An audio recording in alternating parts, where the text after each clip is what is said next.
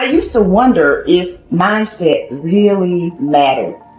I thought that success was all about talent and skill set, but I came to realize that someone who is great at what they do can quickly be bypassed by someone who is less talented but more confident. Remember this, confidence attracts, but unbelief repels. So if you have a mindset that you are average or that you never get great opportunities, without realizing it, you are creating your reality. Many of the people you look up to, they are not super smart or super talented. You are just as smart and talented as they are. They just latched onto their dream and developed the mental fortitude necessary to keep going when they were feeling the frustration that you might be feeling right now. A belief can create the disease as much as a belief can create the healing. And I go, so the significance of this is profound because nobody talks about the negative belief. And I go, negative beliefs are powerful. It's called nocebo, as you mentioned. And as I said, they can cause any disease and they can kill you. Just because you believe you're going to die, you can die just from the belief. We always have to update our versions about reality because it's the only way that we adapt.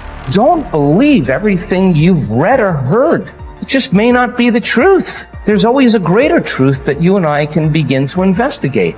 Surely someone in eternity has had similar problems as you and I, and they've gotten beyond it. Yes or no? So study that person. You want to be wealthy?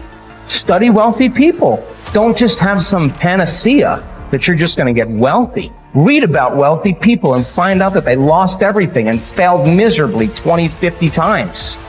But what they had as a characteristic, a quality in their personality is they were persistent and they kept changing and they kept forgiving and letting go of the past and kept going. And sooner or later they ran into it, and when they had all the money they wanted, it was never about the money. It was just about that they could prove to themselves that they can do it. Stop rationalizing. Stop making excuses. Stop giving yourself little watered down assessments of where you're really at. Tell yourself the truth. Are you making yourself better? Or are you making yourself worse? Are you moving forward or are you moving back? Anything that you have that you feel is a negative, it doesn't matter. Anything you feel it's a positive, it doesn't matter. We're still the ones that make the decisions and we're the ones that move the needle because no one's doing it for us. We want to change the world, we decide we're going to change it. We want to change the economy in our home, we have to decide. We want to change the amount of time we spend with family or live into our true purpose or be the woman or God or man God designed us to be. No one else is doing it for us. But what we can do is what you're doing. Gain capabilities from people who've already been there. Be a part of a group bigger than yourself. You already got the capabilities. You're already a part of a group bigger than yourself. You already got the support of this amazing family. I think true behavior change is identity change. And it's this shifting of your self-image, your beliefs, or the way you look at yourself. Because it's one thing to say that I want this, and something very different to say I am this. So people walk around with beliefs like that all the time. I'm not a language learner. I'm not good at math. I'm terrible with directions. I'm not good at remembering someone's name. Yeah. And once you have those type of, once you adopt that identity, it becomes very easy to just reinforce that over and over again. And so these three levels that you mentioned, outcomes, process, and identity, all three matter, but I think the key is that you want the direction of change to be in the right way, the right arrow. So if you start with the outcomes, if you start with the result, then you're like, oh, I really want this thing, and here's my plan for getting it. And most people just never think about the identity that comes underneath that. Like they think, I want to lose weight or I want to be skinny, and if I follow this diet, then I'll be skinny. And then they don't really give any thought to the beliefs behind their behavior. But if you start the other way around, if you start at the identity, you say, all right, who's the type of person that could lose weight? Well, maybe it's the type of person who doesn't miss workouts.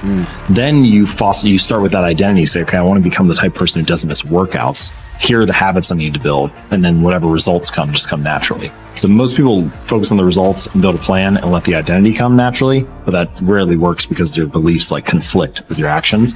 But if you start with the identity and you build the habits to reinforce that, then the results just come on their own. You are quite capable, and I don't even know what you earn, but I do know this. You can turn your annual income into a monthly income. You're very capable of doing that. Now, you may think that I'm exaggerating. You can't exaggerate when you start talking about the potential of a human being. Stop and take a look at the way we communicate today.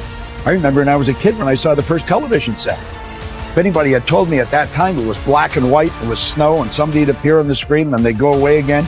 If somebody had said, listen, in your lifetime, you'll be able to put one on your wrist, self-contained in living color. Somebody can shoot something going on the other side of the world. You can watch the Olympics on your wrist. You'd have thought they were right out of their mind, but all that's going on. In fact, that's nothing today compared to what we're capable of doing. You stick a little camera on our computer and look at the other person and talk to them anywhere in the world. Doesn't even cost you a nickel. Are we moving ahead? I think we're moving ahead at a rapid rate. But I'm going to tell you something. The people that are taking this there are not letting the paradigm stop them. And I don't want you to let the paradigm stop you. I want you to stop and think of where you're going and what you're doing. And when you go to break out of the paradigm, it's because you're using a bigger idea than what you're conditioned to. Now, remember I said that conditioning is cause you to feel comfortable? It's only when you go to change the conditioning that you feel the discomfort. And when you get emotionally involved with it, you can be thinking of the change until you internalize it, nothing happens. But the second you internalize it, everything goes haywire. Why? You're dealing with the central nervous system. You're messing with the paradigm. You've heard the saying, habits die hard. Well, you put 1,000,000 of them together and see what happens. Yet it's like a wall, and you bounce off that wall, and you'll go back and live in your conformed or, state of bondage and justify why you should stay there. Don't let that happen. Absolutely refuse to let that happen. If you've got an inspiration to move, to quit your job, to start a business, whatever you want to do, step out and do it. I mentioned in another series that God's gift to us was more talent and ability than we'll ever hope to use in our lifetime. And our gift to God is to develop as much of that talent and ability as we can in this lifetime. The future belongs to the risk takers, not the security seekers. Life is perverse in the sense that the more you seek security, the less of it you have. But the more you seek opportunity, the more likely it is that you will achieve the security that you desire. Whenever you feel fear or anxiety, and you need to bolster your courage to persist in the face of obstacles and setbacks, switch your attention to your goals. Create a clear mental picture of the person that you would like to be, performing the way you would like to perform. There is nothing wrong with thoughts of fear as long as you temper them with thoughts of courage and self-reliance. Whatever you dwell upon grows, so be careful. And this brings us to a very important mental principle called the law of accumulation. The application of this law is a fundamental reason for success in every field, including yours. This law says that every great life or great career is an accumulation of hundreds and perhaps thousands of efforts that nobody ever sees or appreciates. Great success is the result of countless hours, maybe even months and years, of preparation and hard work toward the goal of becoming very good at what you are doing. This law of accumulation says that life is very much like a balance sheet with both credits and debits. Every time you do something positive to enhance your abilities and to improve your life, you get a credit on the credit side of your ledger. Each time you waste your time or neglect to take advantage of an opportunity to learn and grow, you get a debit on the debit side of your ledger. Here's the key. Everything counts. Everything that you do or fail to do is written down and totaled up on your balance sheet.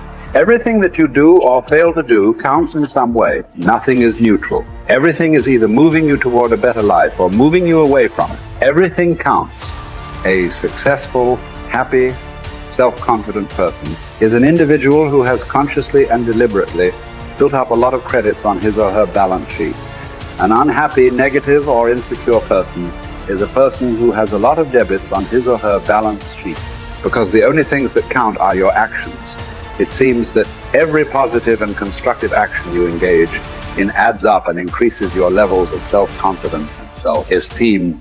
The law of incremental improvement, perhaps the most important corollary of the law of accumulation, is what is called the law of incremental improvement. This is really the law that explains how you move from wherever you are to the top of your field.